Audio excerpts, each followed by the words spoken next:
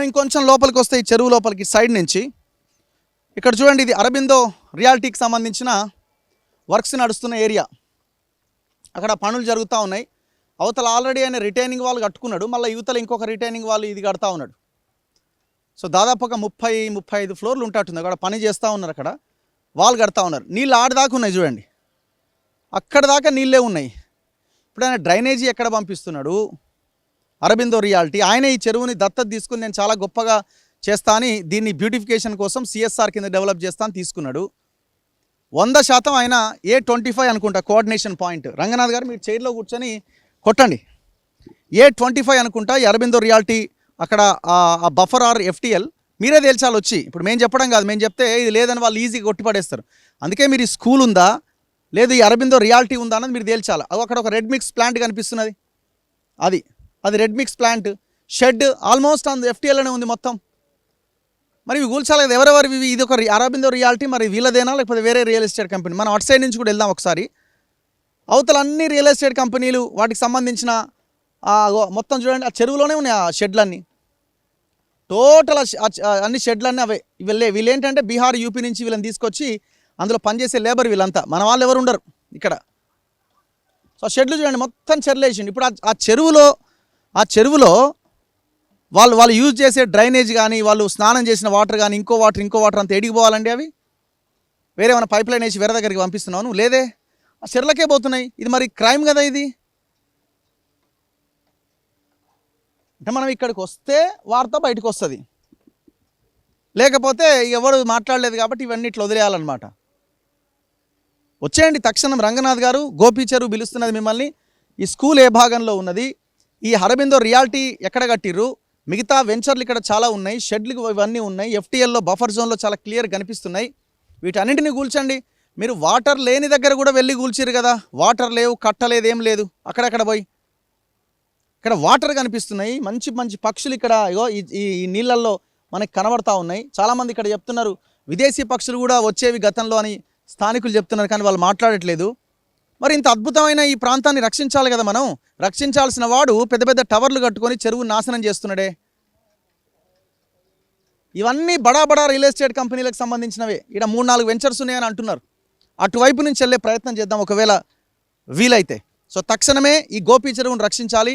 Lake number 3714 Serilingampally మండలం, లింగంపల్లి గ్రామం, Lingampalli village కిందకి వస్తుంది. ఇది విలేజ్ మ్యాప్ ఆల్ ఎవిడెన్స్ పట్టుకొని మేము తిరుగుతూ ఉన్నాం.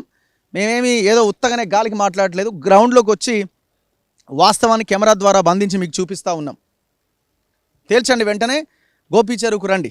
సో మనం యువతల వైపు తిరిగి వచ్చినప్పుడు, కార్లో మనం యువతల వైపు తిరిగి వచ్చినప్పుడు మెయిన్ రోడ్ సైడు, సో ఆ రెడ్ మిక్స్ ప్లాంట్ అది ఎక్కడుంది మనం అని కనుక్కున్నప్పుడు అది మొత్తం FTL అండ్ బఫర్ జోన్లో ఉంది. FTLలోనే ఉంది ఆల్మోస్ట్గా.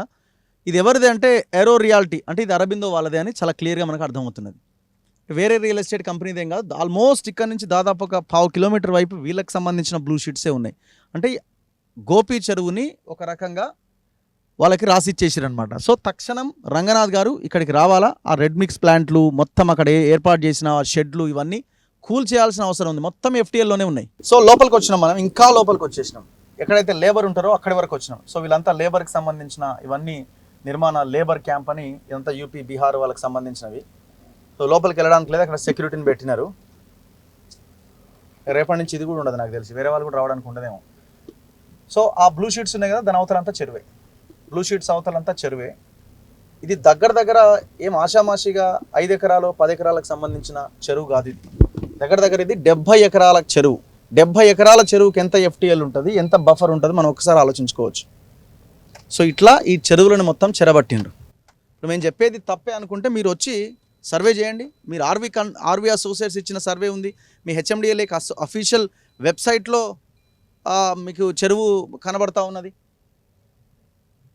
సో అంటే మనం ఇంతకుముందు అనుకున్నాం కదా ఈ రెడ్ మిక్స్ ప్లాంట్ ఎందులో ఉందో అని. లేదు ఇది ఇందులోనే ఉంది. ఇది అరబిందో రియాలిటీ వాళ్ళు ఆ బఫర్ జోన్లో FTLలో కట్టిన కన్స్ట్రక్షన్స్ అనమాట మొత్తం. అసలు ఈ టవర్లు కూడా అందులోనే ఉన్నాయా బఫర్లో ఉన్నాయా కూడా తేల్చాలి, నాకు డౌటే అది ఇంకా.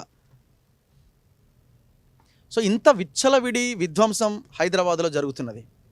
ఎవరండి ఈయన? Who is he? లిక్కర్ స్కామ్లో దొరికిన శరత్ చందారెడ్డి, ఎవరైనా అరబిందో ఫార్మాకు సంబంధించిన వాళ్ళు. మరి మీరు పొద్దున లేస్తే రాత్రి లేస్తే మీరు కొట్టుకున్నట్టుగానే కనిపిస్తారు కదా. కవిత కేసును ఒక అరెస్ట్ చేసినామని ఒక ఆయన అంటాడు, లేదు లేదు మా ఒత్తిడి వల్లనే అరెస్ట్ అయింది ఒక ఆయన అంటాడు, వీళ్ళంతా దొంగలు సారా దందా చేసినాను ఒక ఆయన అంటాడు. మరి అంతా ఇంత ప్రశాంతంగా వాళ్ళకి కట్టుకోవడానికి అనుమతిస్తున్నారు, పనులు జరుగుతున్నాయి కదా. మరి మీరు ఇక్కడ దాకా ఎందుకు వస్తలేరు? ఇప్పుడు దీన్ని హైడ్రా కాదు, ఇది హైడ్రామా అని ఎందుకు అనొద్దు చెప్పండి. ఇది చూసిన తర్వాత అట్లీస్ట్ వర్క్స్ అయినా ఆపాలి కదా. మీరు ఆపండి, ఫస్ట్ వర్క్స్ అని ఆపాలి కదా. మీరు ఒక ఏమన్నా జీవో ఇచ్చిరా, లేకపోతే ఏమన్నా కాషన్ ఇచ్చిరా, లేదు ఒక హెచ్చరిక జారీ చేసిరా? ఎక్కడెక్కడైతే చెరువు లేక్ వ్యూ అని పెట్టి నిర్మాణాలు జరుగుతున్నాయో మీరు తక్షణమే ఇవన్నీ కన్స్ట్రక్షన్స్ ఆపండి, మేము చెక్ చేసి ఇది చేసిన తర్వాత మాత్రమే మీకు మళ్ళీ అనుమతిస్తామని ఒక సర్క్యులర్ జారీ చేయలేరా? సో ప్రజలారా ఆలోచించండి. అతి భయంకరమైన విధ్వంసం మన చెరువులని మనవి కాకుండా చేస్తున్నారు. ఒక్కనికి కూడా తెలంగాణకి సంబంధం లేని వాళ్ళు వీళ్ళంతా. కెమెరామెన్ పాషాతో రఘు, మన తొలి వెలుగు.